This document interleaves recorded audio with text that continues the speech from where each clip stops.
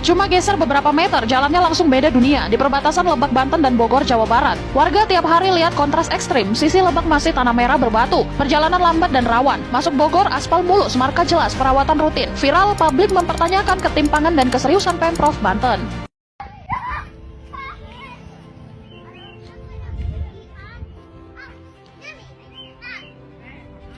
Teruntuk pemerintahan Kabupaten Lebak, Provinsi Banten, seharusnya kalian para pemangku kebijakan yang ada di Kabupaten Lebak, Provinsi Banten harus punya rasa malu. Jangan punya rasa malu terhadap pemerintahan Kabupaten Bogor, Provinsi Jawa Barat. Namun kalian harus malu terhadap rakyat bahwasanya hari ini ketidakbecusan kalian dalam membangun Kabupaten Lebak, Provinsi Banten telah dipertontonkan secara nyata terhadap kami. Buktinya bisa kita lihat, rumah tidak layak huni pun 6 tahun terbengkalai. Inilah wajah daripada Provinsi Banten, Kabupaten Lebak. Dan ini adalah wajah daripada Kabupaten Bogor, Provinsi Jawa Barat. Segera bangun Huntap tahun 2026. Potret kontras jalan perbatasan, aspal di Bogor, tanah merah di Banten. Jalan perbatasan antara Kabupaten Bogor dan Kabupaten Lebak Banten ini akhirnya rampung. Tapi ada satu pemandangan yang bikin geleng-geleng kepala. Di sisi Bogor, tepatnya di wilayah Sukajaya, jalan sudah diaspal dan mulus. Kendaraan roda 2 hingga roda 4 kini bisa melintas dengan aman dan nyaman. Namun, begitu memasuki wilayah Banten, kondisinya berubah drastis. Jalan masih berupa tanah merah, licin saat hujan dan berdebu saat kemarau. Perbedaan ini pun menjadi sorotan warga. Satu ruas jalan, dua kondisi yang sangat kontras.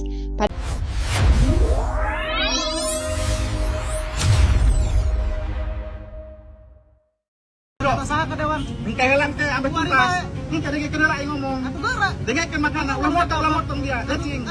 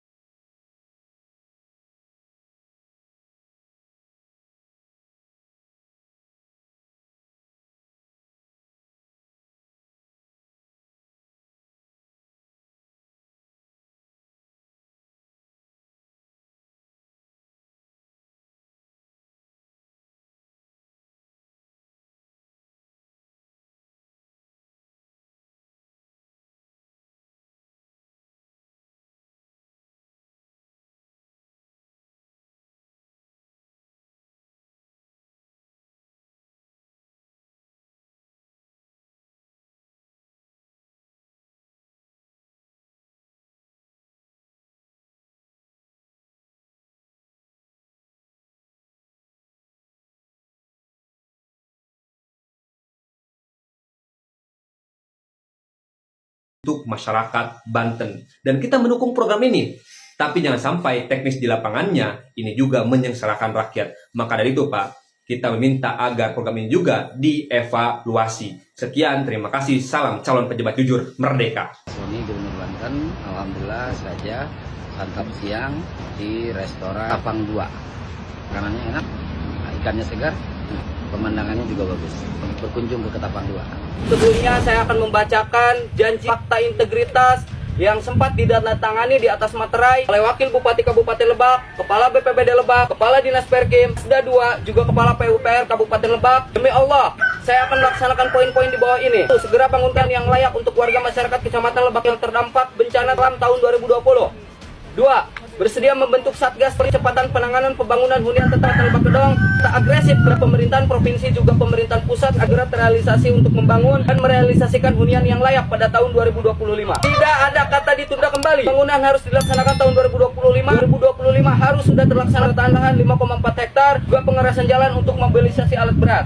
Dalam hal ini, Wakil Lebak harus mempertanggungjawabkan atas ucapannya yang telah memberikan kepastian kepada warga Huntara tanggal September tahun 2025 untuk membentuk Satgas Percepatan Pembangunan Huntap dan menjadi ketua tim Satgas Percepatan Pembangunan. Mungkin itu kami dapatkan ketika kami aksi demonstrasi pada tanggal 3 Desember di Pendopo, Kabupaten Lebak, yang mana kami mengecam keras. Ke tanggal 13 Desember, alat berat sudah diturunkan sebanyak 2 buah, yang mana 2 alat berat tersebut sudah beroperasi selama 1 minggu di hunian tetap Kecamatan Lebak Kedong. Namun, apa yang terjadi setelah 10 hari lamanya, kami mengecam keras karena alat berat tersebut ditarik kembali atas dasar yang katanya untuk bencana Sumatera Barat, Sumatera Utara, juga Aceh, tanpa mengurangi rasa empati kami terhadap korban bencana di Pulau Sumatera dan di Pulau Aceh. Untuk itu, pemerintah harus membuka mata bahwasanya ada skala prioritas yang harus dibangun. Kami mengecam keras kepada pemerintahan Kabupaten Lebak yang mana di Fakta Integritas ditandatangani tahun 2025 harus selesai pengerasan jalan, juga pemerataan lahan untuk warga Kecamatan Lebak Kedong. Maka daripada itu kami menuntut kepada pemerintahan Kabupaten Lebak, kepada pemerintahan Provinsi Banten, juga kepada pemerintahan pusat untuk segera merealisasikan yang tetap di Kecamatan Lebak Kedong. Hidup masyarakat Huntara.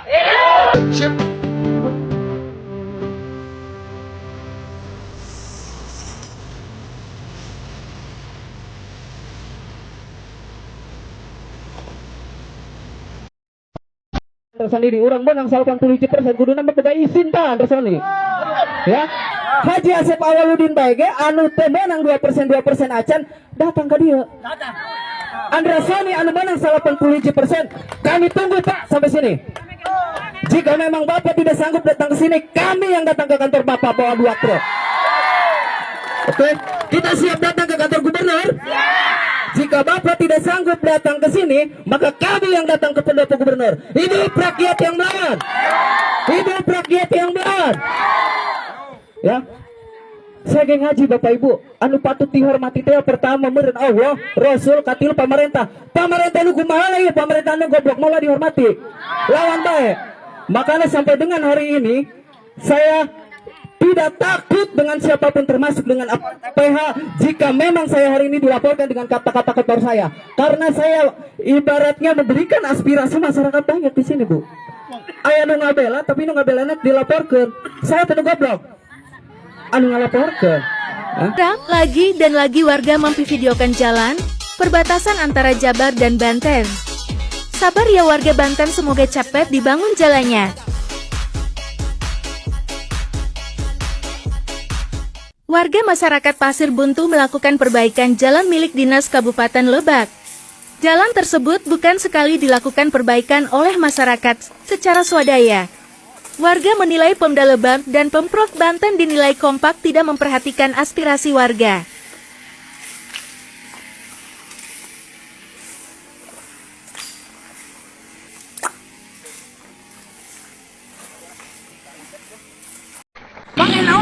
Percayalah Pak Kades, Pak Camat, Pak Dewan, Pak Bupati, Pak Gubernur, berada di atas jalan yang berlubang itu tidak senikmat berada di atas lubang yang berjalan. Sok atuh gerak amparkeun anggaran teh ka jalannya supaya jalan desa teh ulah baruruk tamu heuh, sugemakeun sok masyarakat teh lewat jalan yang mulus, jamu sapena heuh atuh ah. Dengan izin-izin yang kita berikan, yang dikeluarkan itu betul-betul digunakan sebenar-benarnya, ya, sesuai dengan AMDAL dan sebagainya. Bahkan di perbatasan Jawa Barat sama Banten itu Pak ada apa? Ada tumpukan tenda biru Pak. Itu bahkan ribuan banyak Pak. Itu tambang emas Pak, kata SDM. Itu nanti bakal menindaklanjuti ilegal Pak. Ilegal, ya. Jadi Pak Kadis, saya udah ngomong nih dengan Aceh, dengan Ustadz. Pak Gubernur itu tidak tahu jalan Pajagan, tidak tahu jalan Saringin, tidak tahu jalan Pasir Tuhur. Kenapa saya memperjuangkan melalui aspirasi saya sebagai anggota dewan? Karena nambok dengan sikesik desa iya, ke rumah saya ngen 1 kilo Pak Kadis. Jadi Jujur, saya tadi sebenarnya mau nepungan, dia bisa dianggap fitnah. Saya tahu Repi beliin orang Nambo. Lain orang Nambo lain. Ya, harus diakui itu. Kita fair di sini, profesional. Yang memperbaiki jalan Nambo sampai ke Cikesik itu bukan mereka-mereka iya, sumpah. Maaf. Tapi saya pribadi termasuk dari kabupaten dulu. Saya memperbaiki jalan Juli Agustus Arapal tuh. Dimulai Parung Sari sampai ke Nambo sampai ke Cikesik desa. Aja dulu nggak permasalahan kata sah ke dewan. Engke helang teh ambe tuntas. Engke dengekeun heula aing ngomong. Atuh gara. Dengekeun makana ulah motong dia, cacing. Atuh sabodo. Yang kedua, yang dibangun oleh Bang Andra itu 100% desa Cikesik. Bukan desa Cipecang, bukan desa Cilangkap. Terus kenapa lewat Nambo? Harusnya Pak Kadis itu lewat ke rumah. Saya nolak. Kena arah ke rumah dewan. Bro, ini ada anggaran sisa 600 meter. Mau dikemanakan? Tinggal pilih. Dengan catatan ruas Pasir Tuhur Cikesik. Di mana ruas itu? Berdasarkan SK Bupati 2021. Pasir Tuhur Cikesik itu sampai ke Bukit Sarip. Enggak, dia geus teu nyambung dengekeun ya kami permasalahan permasalahan kerusakan anak dewan. Dijelaskeun dengekeun ge. Atuh kontraktorna unap pada minta kontraktor lain. Kontraktor disebut-sebut wae ngabantuan. Ngabantuan naon kamari 2 minggu kemana? Hanya atori 18 mobil ka dewan. Kurang mas 100 mobil tiba heula. Atuh ingat ada kuat.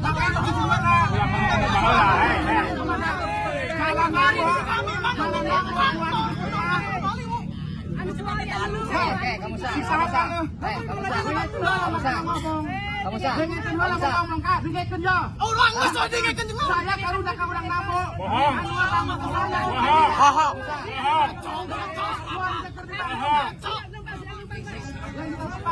Jalan eta kumaha geus bagus.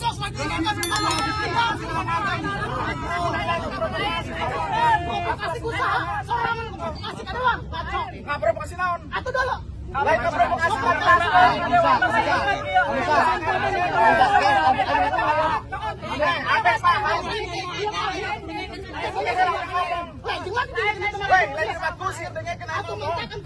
Iya kan cari solusi. Permasalahan pembangunan kerusakan anak dewan. Aya kamari kontraktor hareupeun kami anu kabangun Jawa. Aya Pak. Eta kan jalan desa. Bangun.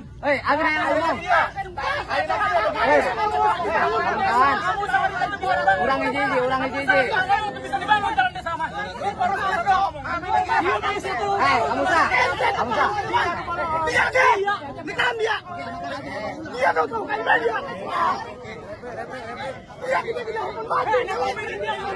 Cuma geser beberapa meter, jalannya langsung beda dunia di perbatasan Lebak Banten dan Bogor, Jawa Barat. Warga tiap hari lihat kontras ekstrim, sisi Lebak masih tanah merah berbatu, perjalanan lambat dan rawan. Masuk Bogor, aspal mulus, marka jelas, perawatan rutin. Viral, publik mempertanyakan ketimpangan dan keseriusan Pemprov Banten.